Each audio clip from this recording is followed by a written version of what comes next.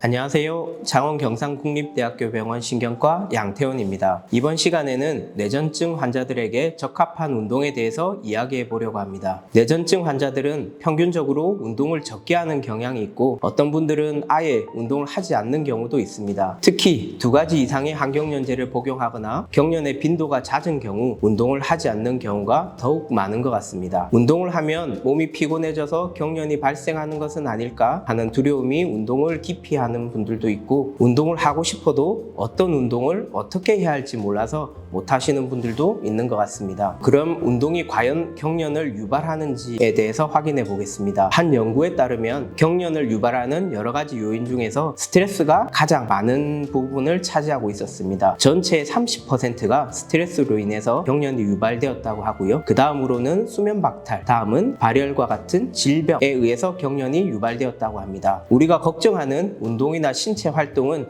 전체의 0.5%에서만 경련을 유발하는 것으로 알려져 있어서 운동이 경련을 유발하는 것 같지는 않습니다. 뇌전증 환자들이 운동을 하기 위해서는 뇌전증 환자들이 운동에 대한 인식의 변화가 필요합니다. 운동은 여러 가지 긍정적인 효과를 가져다 줍니다. 체중과 지방을 감소시키고 체력을 증가시켜서 질병에 대한 면역력을 높이는 데 도움이 됩니다. 뿐만 아니라 수면의 질을 향상시키고 스트레스나 우울증, 불안감과 같은 심리적 문제를 줄여줍니다. 자신감이 높아지고 사회적 활동이 증가하면서 삶의 질이 향상되도록 도와줍니다. 그렇다면 운동을 어떻게 시작할 수 있을까요? 운동을 시작하기 전에 본인의 운동 역량에 대해서 이해하고 스스로 할 수 있는 것, 그리고 좋아하는 것을 찾는 것이 중요합니다. 거창한 목표보다는 일상생활에서 쉽게 접근할 수 있는 운동이 더 오래 지속할 가능성이 높고요. 본인이 좋아하는 운동을 찾아서 적은 운동량으로 시작하는 것이 좋고, 달성 가능한 목표를 설정하면 운동을 통한 성취감을 얻을 수도 있겠습니다. 그렇다면 어떤 운동을 하는 것이 효과적일까요? 걷기와 달리기는 쉽고 비용도 들지 않는 훌륭한 운동입니다. 다만 러닝머신을 이용하는 경우